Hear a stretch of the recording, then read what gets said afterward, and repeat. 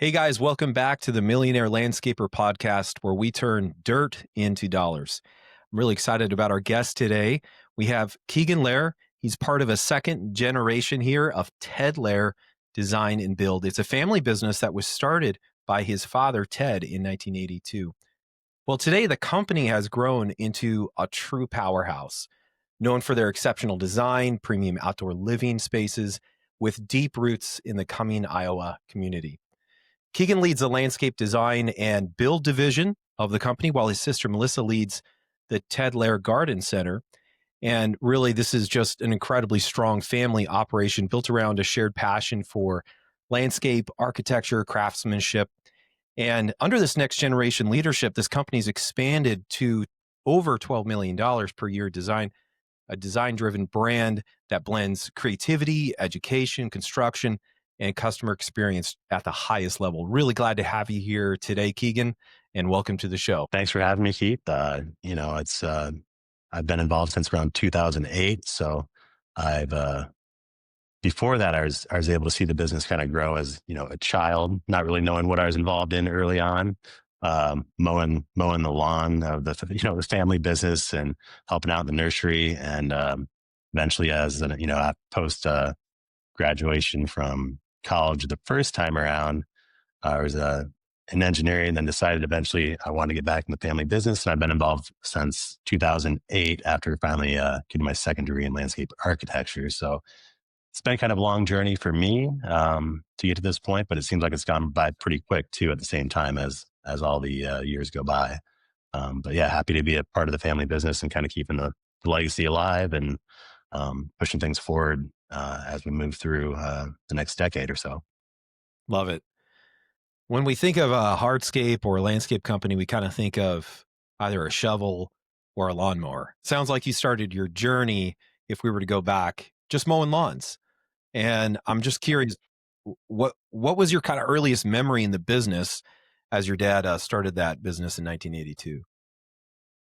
Yeah, so some early childhood memories. When he first started out probably like a lot of guys do, with really a truck, maybe one other guy that he'd hired, and some sort of rented space. And at the time it might have been like a house that he purchased, and he was working out of like a garage space, and just kind of eventually a rental garage and more of a commercial area where we could have more equipment and things of that nature. And those were his kind of first steps. So I kind of remember just being around these different places that were kind of his, mode of operation, and where he, left the day from and came back to. But I also remember being, kind of 5 years old or so, and hitting a lot of job sites with him when it might have been a Saturday, or maybe I was homesick from school, or maybe it was just after school and we had a few extra hours. So kind of some things that come to mind for those of us that have been around that long was back when the first cell phones came out and you had a corded phone in the truck. That was like the first cellular, like this big brick in the center that would actually, I think, make his horn honk when it rang. So if he was around the back of the house, he could make it to the front of the house to answer the phone. That might be like the next call, the next customer. So those are kind of some of the first memories. And then as far as eventually he did get a shop with the grounds, and we started out with a few garage spaces, and then that kind of, he was there for quite a while, built the business out of one location for probably, it might have been 15 years or so. And so myself and my sister were, a lot of summer help, just mowing the lawn there. We didn't really mow a lot of lawns for other people, just taking care of the company grounds, just being involved in it that way, and playing in the mulch piles and watering a lot of plants. So early on, just those simple tasks that we were helping out with, but mainly because we were probably around. So it was, instead of being at home, watching TV or whatever, we were usually at the company, just kind of goofing around, doing something somewhat productive, but probably a lot of goofing around as well, I'm guessing. So those are the kind of early days.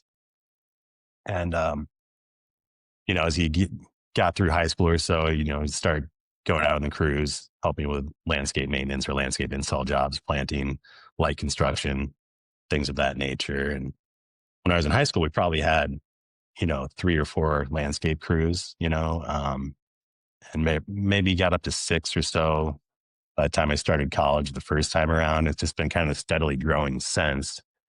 And now we're about, 15 landscape crews, and we run around usually 2 people per crew. We don't run a lot of people per job unless it really warrants it.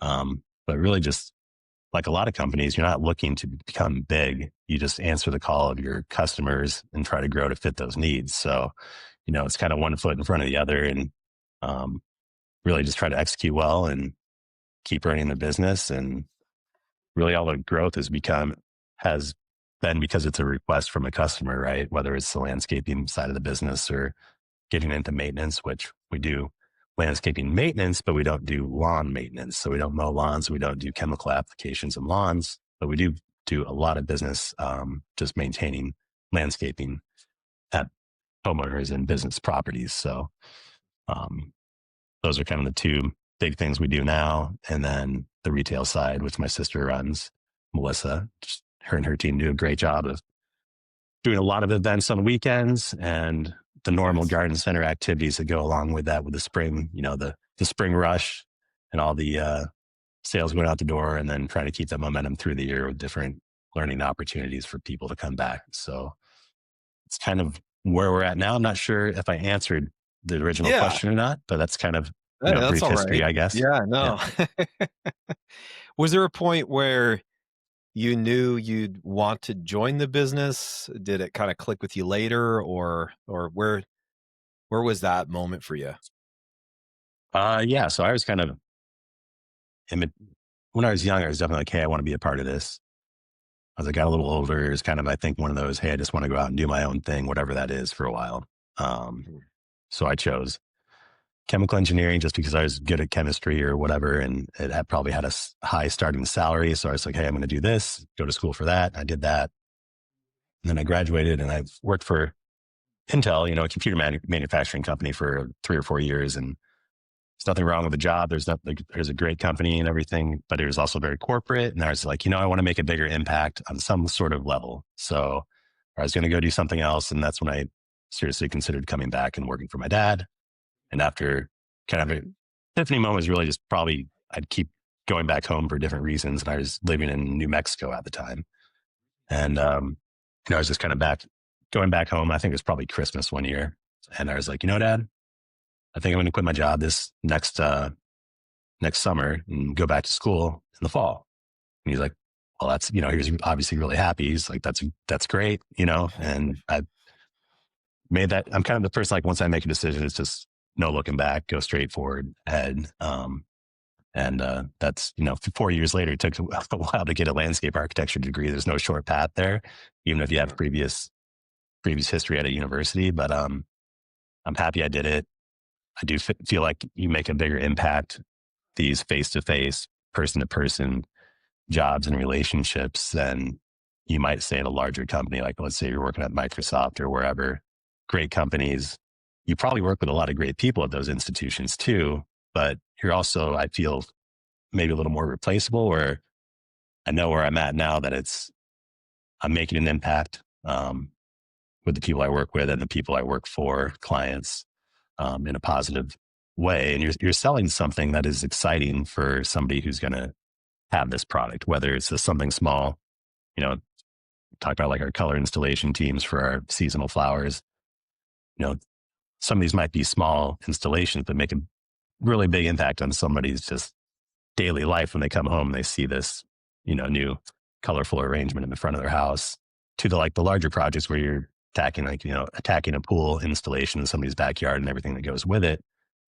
Obviously a lot longer term installation, but still, all these different ways you can impact somebody's life in a positive way. So I do value our service. And I think that's very much important to anybody in our field. It's like, you really got to have, value that service yourself that you're providing, especially when you're selling it. These things aren't cheap anymore. So I think you really got to have your soul behind whatever it is that you are selling, whether it's this business or something else. And, but yeah, there's just basically a moment back in probably 2004 or so when I was like, hey, I think I'm going to go this route, let my family know that's what I'm doing. And we, went straight forward ever since. So. Well, that's awesome. When you think back, I heard 6 crews or maybe around that 2004. Maybe it was less crews than that. But clearly there was a point where you guys made a choice and you just started to really scale.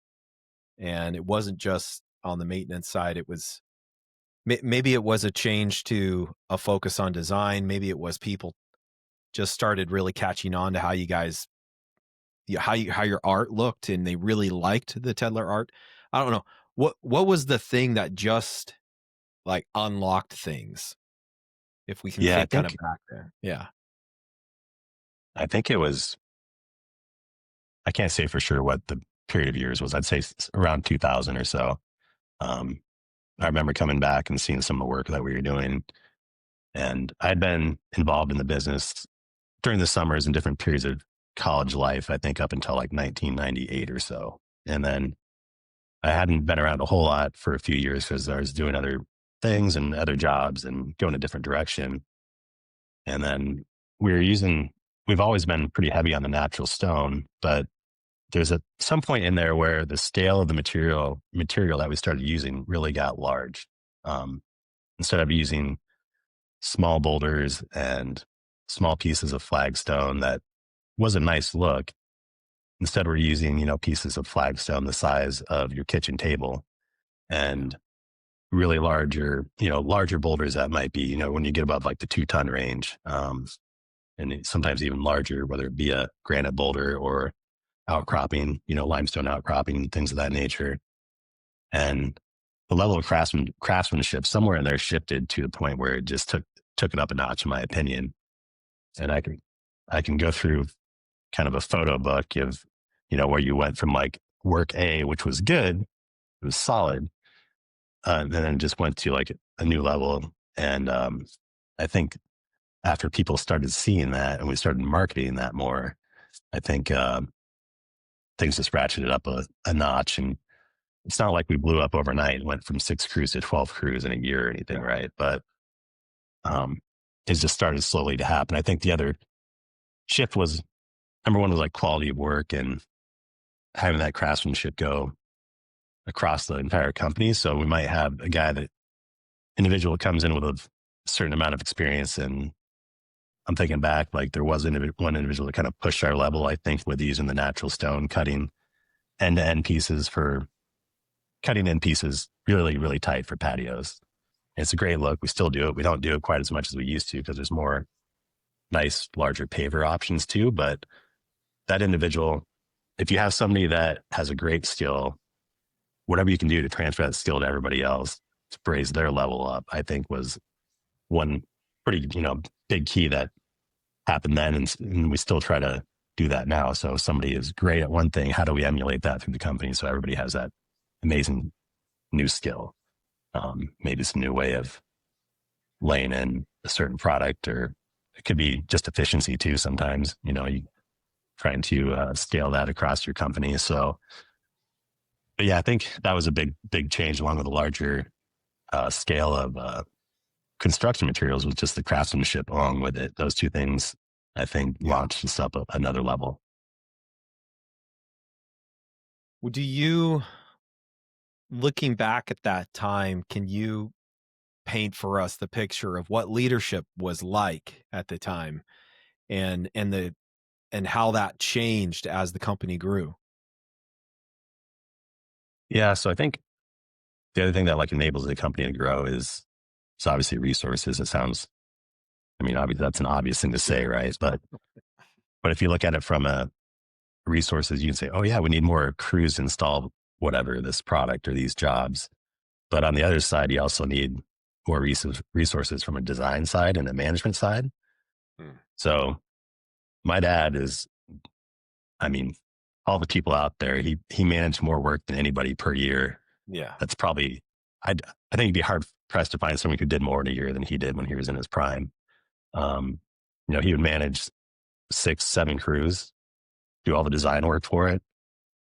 And these were not like simple, straightforward jobs. A lot of these were fairly complex. So I still don't know how he did it. I probably can't pull that same feat off right now after all the experience I've had and being pretty efficient myself at this point. But I really, like, part of the growth too was bringing more designers on. So at our company, that was myself. We had another designer, Dustin, started the same year I did in 2008, but still with us.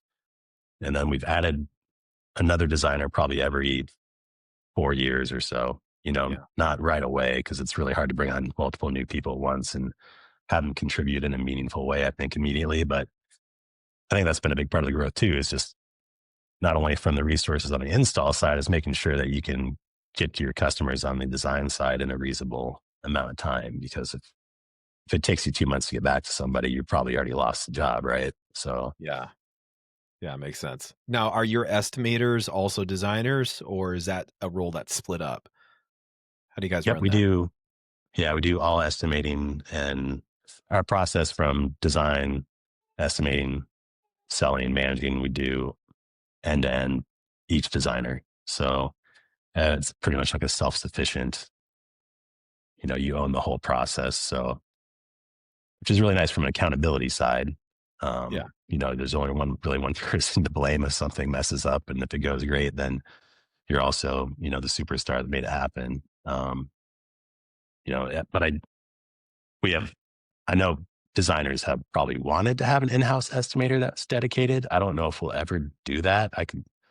I know of other companies that do it. I think that'd have to be a pretty special person to be that estimator, and Mhm. probably that would enjoy the work as well as being accurate and all that. So for now, I think we'll probably be staying with our current system.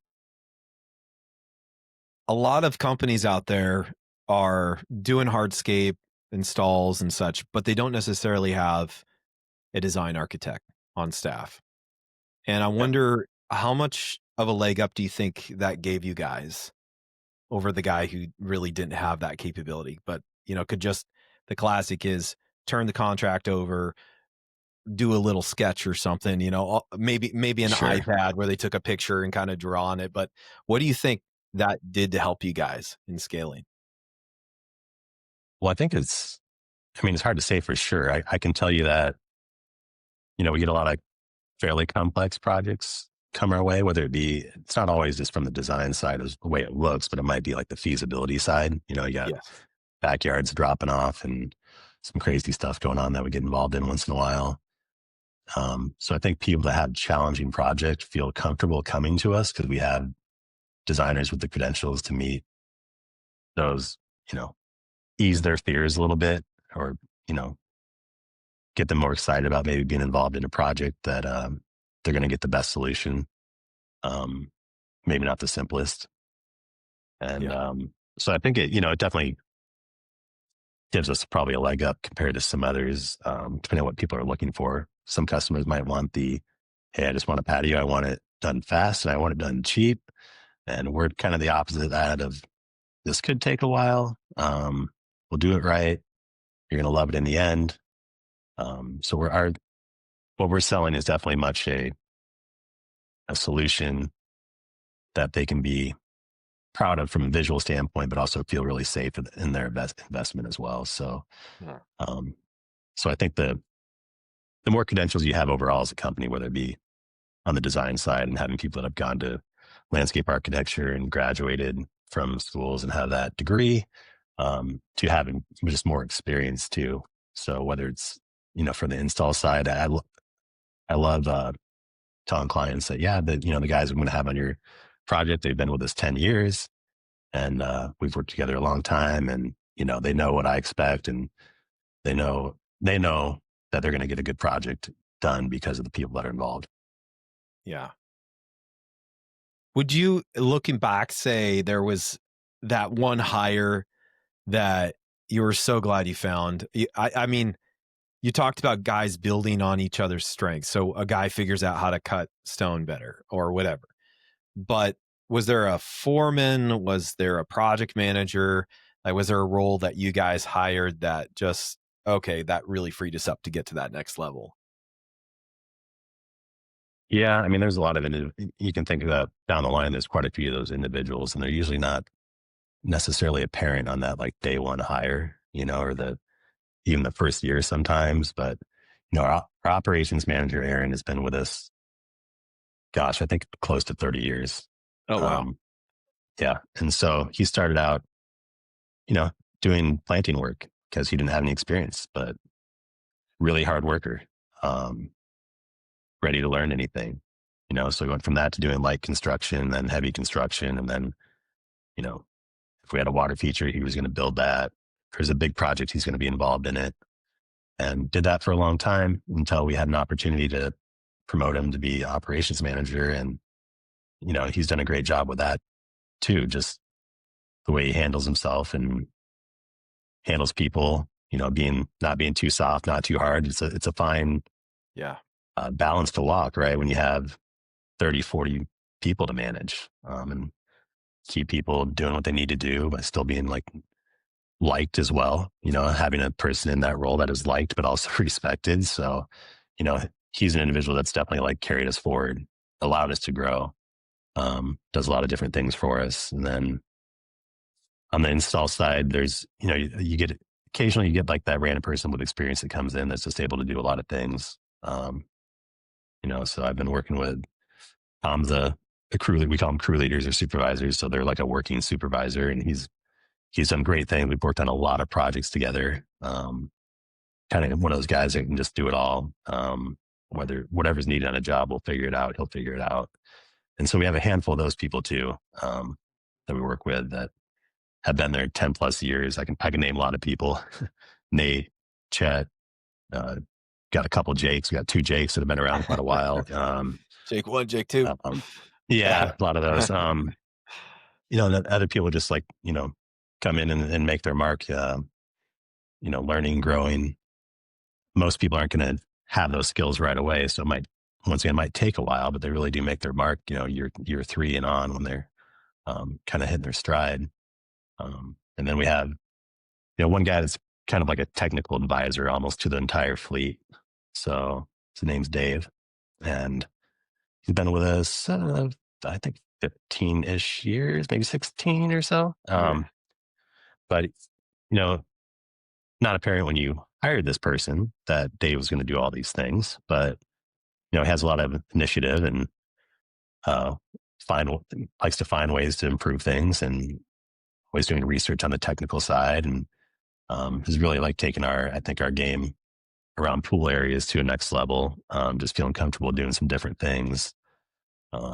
We used to not touch coping a whole lot around pools. We just didn't want anything to do with it because it's kind of a touchy situation when you have the freeze and thaw process. And so he's always constantly trying to increase our technical skill level.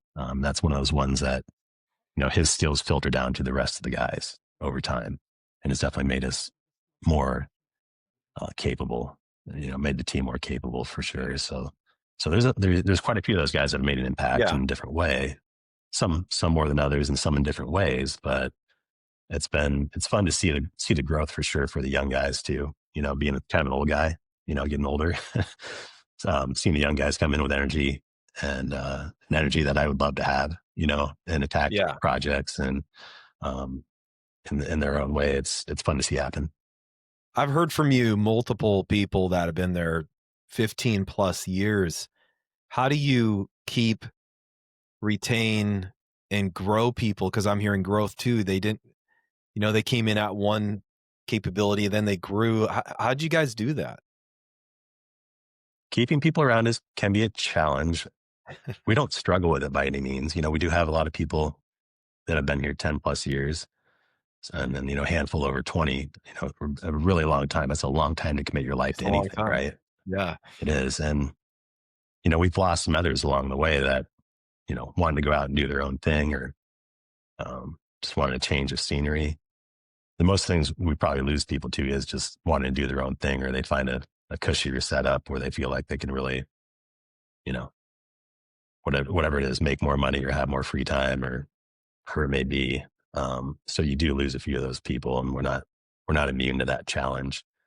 But I think the main thing is, I think we're pretty fair as far as, we don't try to overwork people too much. We don't work a lot of Saturdays. This year's been a little different just because it was so wet during the summer. We've had to make up some time and work more Saturdays. But as we become larger, we've definitely become a little more, I don't know if politically correct is really the right term for it. It's just more of, when you have that larger group of people, you have to have a little more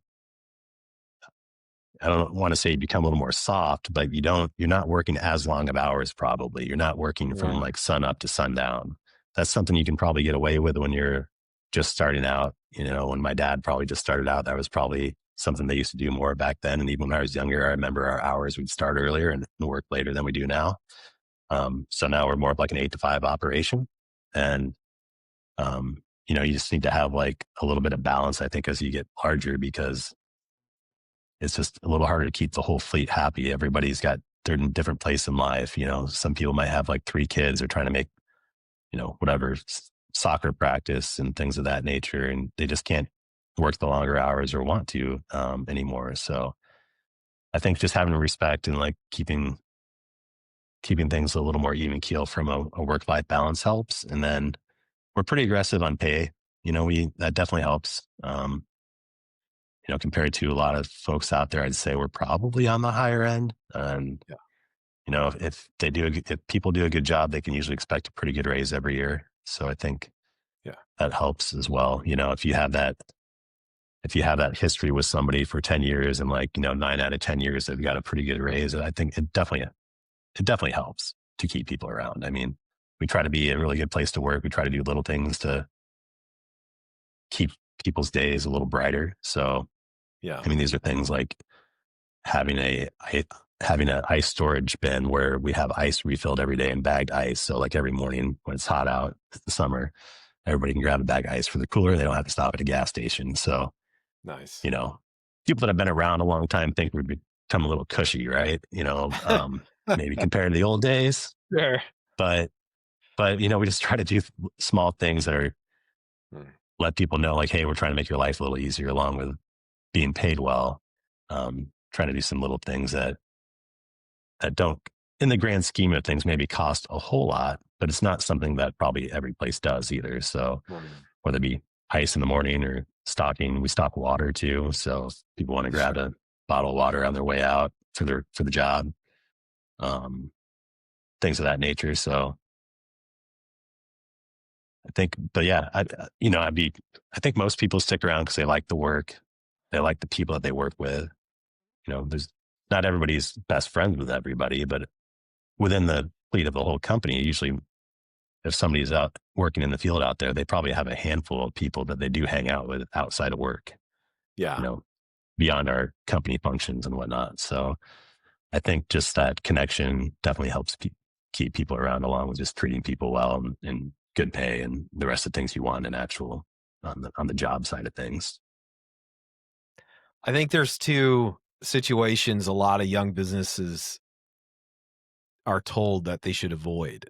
1, having partners, and 2, working for family or working with family. It looks like you guys have done both. How have you been successful in that?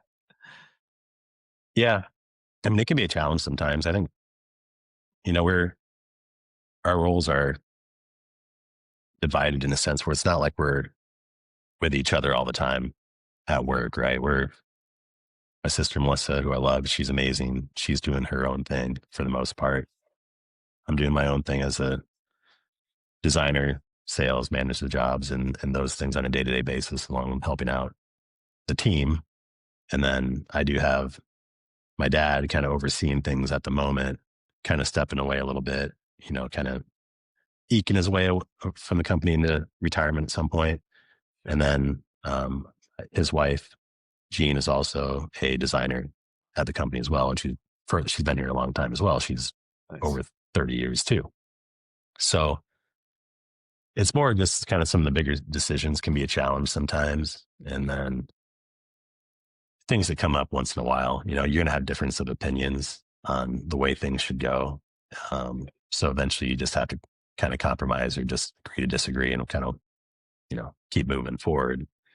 So I don't know why most family businesses fail. I've never really looked into it or inquired about it, but I think it's mainly, as long as everybody's working hard and in the same direction, I think it goes pretty well. I think probably most conflicts are probably when people find things were maybe unfair, tilted in a way that isn't good for some of the family than the other side. I mean, we're all active in the business, so and we're all trying to move things in the same direction overall. So I don't think there's ever been like a real problem. It's for us, it's more just, we just have things come up that we just disagree on sometimes Hmm.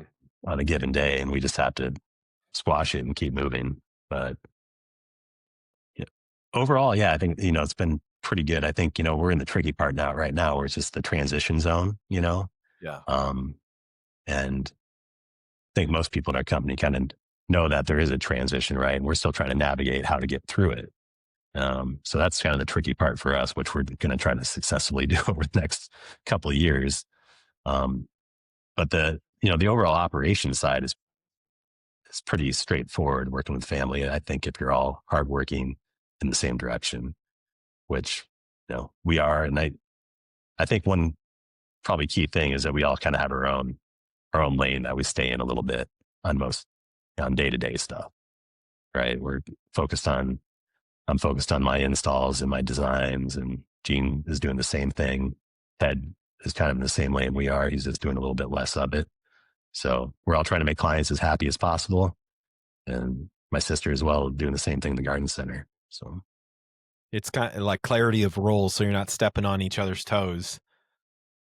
yeah, I think that's, Sounds like, yeah. yeah. So yeah, when you have clarity of roles and you really have your own, like I said, your kind of own lane to stay in most of the time, it's really not a problem. Yeah, I think when there are issues, it's kind of probably something where, if my dad sees something, one of us, he doesn't like the direction we're going in, then it's a conversation, right? So that still happens, but, we get over it, move on. We're all in a pretty good position, so we don't have too much to complain about overall, If you don't have conflict in a business, you're going to die. And so I guess it sounds like you guys know how to have that right conflict so you can move forward as a family in running the business. Yeah, I think overall, usually the back and forth is usually just kind of on, larger changes, or perhaps whether to make an investment in something or not. That's, kind of the bigger money decisions are always, some are pretty straightforward. It's just a matter of like when to do it, like, are we buying these trucks this year or next year? Is it the right time to do that? Versus like, a larger jumping off decision of just steering something in a different direction as far as strategy goes, or a market you're trying to capture or something. So, but overall we do pretty good. Yeah, I would say so. I mean, it seems like that building that legacy and getting the family involved. I mean, we need to talk to Ted too one of these days, but like, how do you put all that together and make it work? I mean, your dad's got to be a pretty amazing guy. Yeah, he's pretty, I'd say, you know, overall he lets people excel in what they're good at, you know? Hmm. I think that's been a key part of the growth for the company, is that it's a pretty low regulatory environment in our office. We're not, if you're a designer or somebody working in our office, we're not like over your shoulder, making sure you're doing everything the way I want to do it necessarily. It's more like, hey, here are the resources to do some amazing things. We know like everybody's not going to be the same. Do your thing. If I see something I have a hard stop against, I'll let you know, that, hey, let's not do this again, whether it be something on the design side or install side or whatever it may be.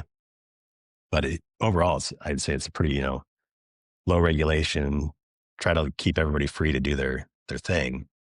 And because I think if you find the right people, most people want to excel, want to do more. So I think really just creating that environment has probably been one of his best moves, not trying to micromanage too much. That's good. I love it. So kind of going into a little bit different angle on the business financially. You guys have real high standards. You want to do it right the first time, so there's high quality control. But was there a moment when you're trying to work on the quality and sometimes your margins can suffer because of that? And was there a time where you guys really just figured out job costing, margins, and financial clarity in the business where it finally clicked? Well, I think just having more, we're always trying to set margin, like minimum margins, so let's say minimum margins probably 50%, and we're trying to get higher than that, but that's kind of Yeah. our minimum, for hardscapes or whatever plants can be even more than that. Um, so we kind of have like minimum standards as far as estimating what we're doing. And then really it's kind of adjustment per year that we look at and how to price things out. So if we didn't make as much money as we think we should have this year, then we need to reprice things for next year. We don't do a whole lot of on the fly, month to month variations throughout the year. We try to set things up beginning of the year for what will give us our best chance at success and go at it that way. We will make changes mid-year if we're just thinking like, well, we're just way off on something here and we need to make a correction. But usually it's on the execution side if we're off. So we're setting our labor rates for what we think can achieve like the margin that we're looking to get in the end, which, for us, if we're like 15% net margin at the end of the year, then I think everybody's pretty happy. It doesn't happen every year. Some years are better or worse. We have a lot of variables, as you know, that influence Oh yeah. influence the year, weather being a big part of that. Right now it's, weather's kind of crappy and it looks like it's going to be really cold after Thanksgiving. So it's like, we don't know how much we're going to get done in December this year. We'll see what happens.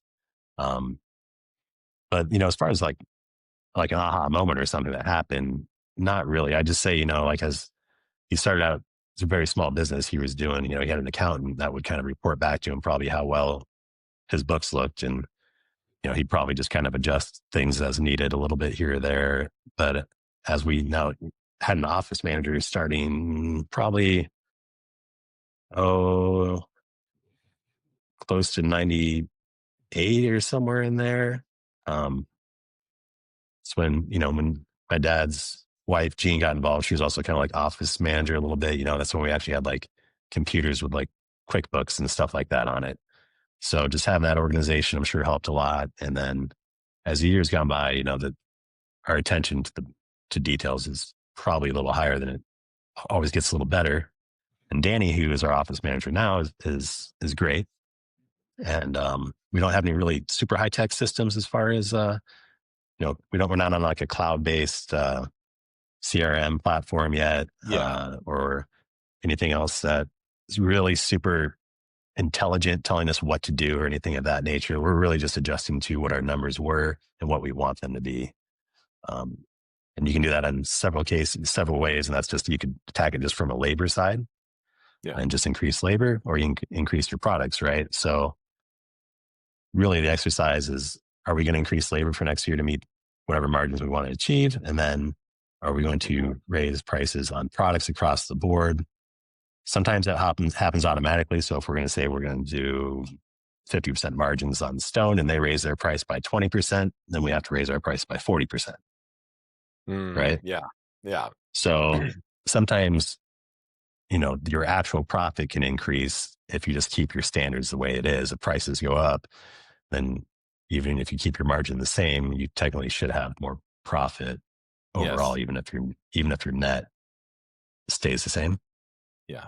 That makes sense. Right. Yeah. So if you're a company and you're just starting out and you're not sure what to price your products at, I mean, you can go 50% margins and just see how that goes. And if people aren't buying, then you can adjust. But my advice to like smaller companies would be, don't underestimate what you can sell, I guess. My opinion is there's buyers and then there's not buyers. Yeah. Yeah. So if you price something at 10 grand versus 12 grand, it might not make a bit of difference to them on the buy side.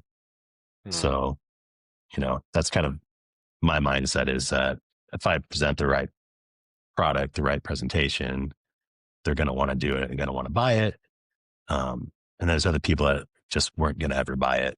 And no matter if you showed them 10 or 12,000 or a 50 or $60,000 difference, either one was going to be too high. So it's kind of maybe that's my strategy. That's really interesting. I like the way you put that. I like it. Well, kind of moving, we talked a little bit about pricing, but the way you guys price your product, the way you look at the market, there's buyers, not buyers. How do you find those buyers with your marketing? What is the things that you guys have done and built over the years? Are you guys hosting local events or going to events, or what's your marketing mix kind of look like? Where have you guys found success? Yeah, I mean, most of it's person to person, referral type business, is still are the best leads. Um, and the given year, our leads can come from different places, but our marketing strategy has been in the past, mainly through like mainstream media channels. So like, 15 years ago or 10 years ago, we might have even done some radio and TV and maybe print as well. And we've kind of shifted a little bit. Now we'll probably still do some TV and streaming ads, like whether it be on traditional over the air, not so much cable networks, but maybe like YouTube TV, for instance. And then beyond that, our dollars are being spent, as you know, with Fanit and the Hardscape marketing crew doing some Google ads. And, we've been with you guys for a few months now, and we have done some Google ads in the past this year, really just starting this year, experimenting with that. And it's kind of like a little early in the game for me to say whether it's, whether those leads are going to pay off or not. And, if it's something we were going to continue to do for years to come, that it's something where I think I'm always up for experimenting with about any way to get new leads. Right. So, and then, seeing if it's something to continue worth doing. So we'll be continue to play with the Google ads and meta ads in the spring and see how those serve us. So yeah, I think my philosophy is always try something and then adjust as needed. Right. So we don't have like a hard and fast rule from the marketing side. Things change quite a bit. Things have changed a lot in the last 5 years, where we used to do primarily TV, and we're pretty happy with that, I think.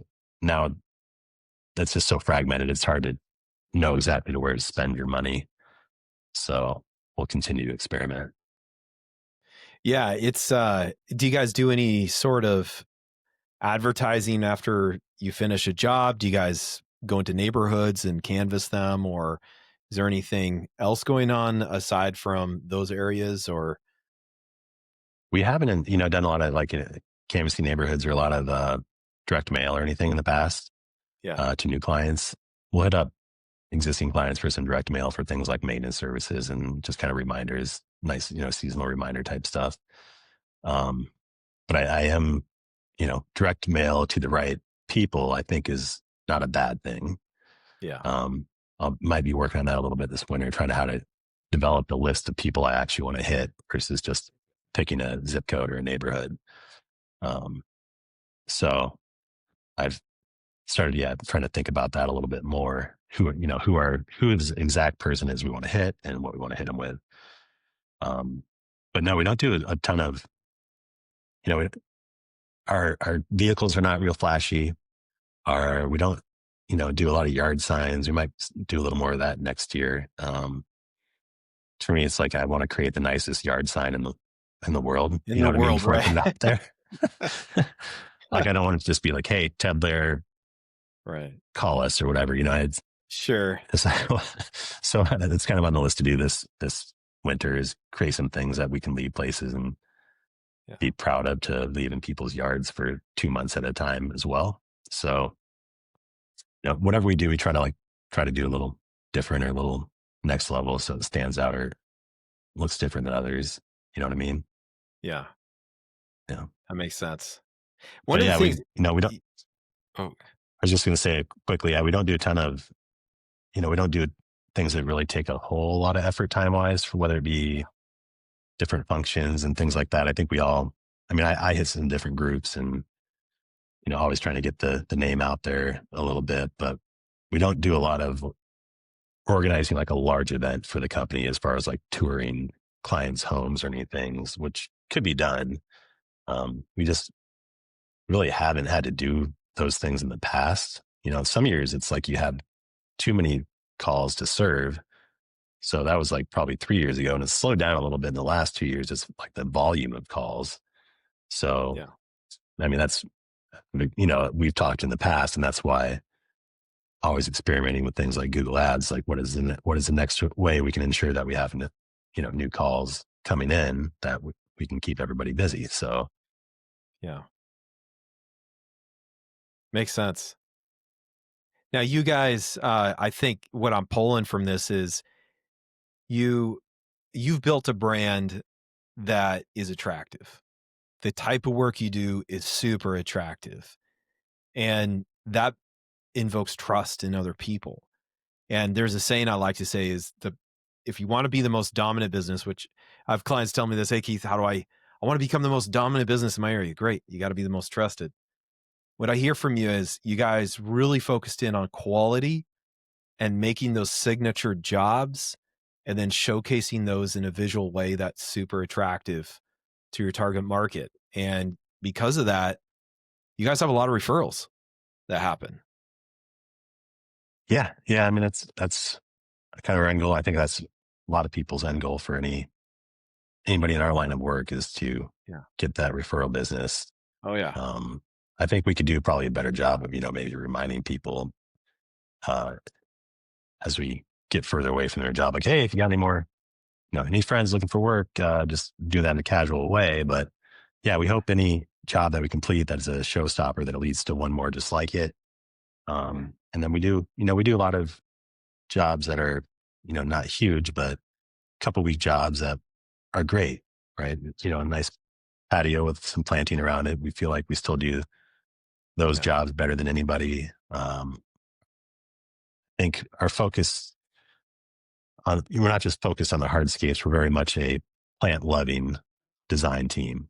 So I think that sets us apart from a lot of people because there's quite a few people out there that can do a fairly nice patio these days, but the total package is, in my opinion, fairly difficult to come by if you're comparing like the final result day one with our plant material to another firm here in town. So,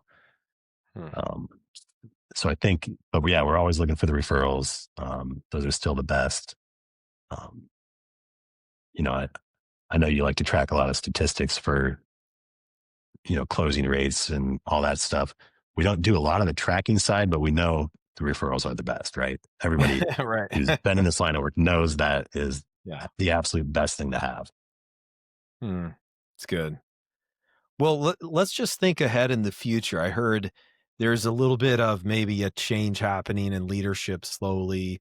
There's kind of this vision over the next 3 to 5 years. Where do you kind of see the business going over the next 3 to 5 years? And what are some of the challenges that you're facing to get you to where you want to be? Yeah. I mean, I think, the challenge for any family business, like I mentioned, is really like that transition phase, which we're kind of in right now. We've started talking more about it as a family. And, I have positive vibes that it's going to work out well.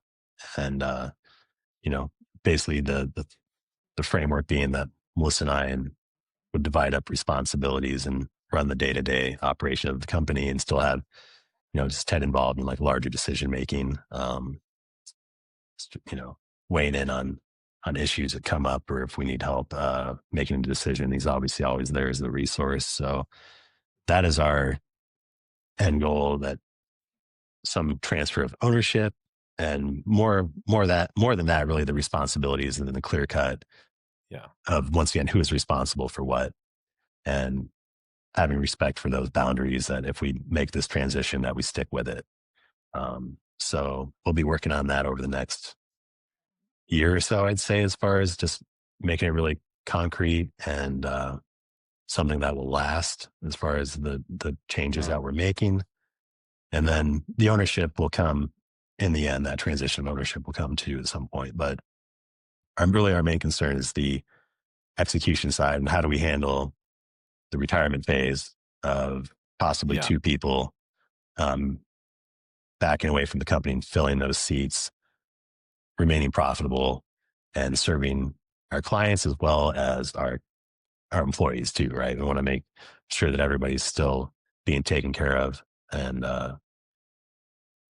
maybe for the next phase of growth, it's like more of a transition, a sustaining period, and then propelled forward after that is probably the way I see it in my head, because it's really challenging to sometimes absorb those big changes. So we're not really looking to make a lot of huge changes from a, growth standpoint or a strategy standpoint necessarily. It's just more like, hey, let's get through this, keep on our feet, keep making money, and then we can implement some new ideas after we kind of get through the next year or two. Awesome. Thanks for painting that picture, Keegan. Well, before we end today, I always like to ask one big takeaway. So we've got a lot of small hardscapers listening in. We've got hardscapers even at, say, the million or multi-million-dollar level, but you're at that next level, Keegan. We're all trying to get there. And I'm just wondering, do you kind of have one big takeaway for us? It's usually the simple things. I think a lot of people, well, how to get done, how do you get up there to that level? I think you got to find the right people, obviously, so that might be that one person with the skills. Find that one person. If you don't have that person yet, keep looking. And if you don't have that person, there's a lot of training online these days that you can find to try to create that person. If you have somebody that has the drive and wants to do it correctly, the training is easier than it's ever been. If you can't find it, then you're not looking hard enough. And then really it's how you treat customers. I mean, that's typically why we've been so successful, I think, is really that we back our customers better than anybody else. And we don't overcommit. Even if it feels like we're overcommitting from a timeline perspective, those things happen, but always delivering on what you promise and then some. And if you do that, you'll do fine. It might just take some time to get that traction, but just treat the simple things really is the most important things, I think, in business. And just grinding. It takes some time. It takes a while to get that foot in the hole and climb the mountain and everything. But if you keep at it, I think there's success out there, right? I mean, it's been proven. It just takes a lot of time and sometimes a little longer than you want it to, but really those little things are just treating people say what the goal is really like treating your customers like gold, right? Love it. I think that's good. The main takeaway. That's the gold. Treat your customers like gold. I like that. I like the way you phrase that. Well, hey, Keegan, it's been great to have you here. Where can people find your work and social pages and stuff? Where should they go? Yeah. So the best way to see our work is just go to tedsgardens.com. So that's Ted with an S, garden with an S.com. And you'll find all of our information there as far as different projects that we've done. There's some drone videos on there of projects we've done. We do have a YouTube channel, Ted's Gardens, that does have those same videos on there as well for some drone videos. We don't post every week or anything like that, but there's some material on there. And then we are on, Instagram and Facebook. We are probably it's probably our most predominant social outlets. So if you're looking for more information, project examples, at Ted's Gardens as well there. And then at Ted Lare Design Build on Instagram as well, just featuring more of our landscaping work compared to our retail side. Awesome. Thanks, Keegan. Well, hey guys, thanks for tuning in today to the Millionaire Landscaper Podcast. Really appreciate Keegan being here. This has been amazing. Some great gold nuggets to take away from this. Keep on hustling out there, guys, turning that dirt into dollars, and we'll see you next time.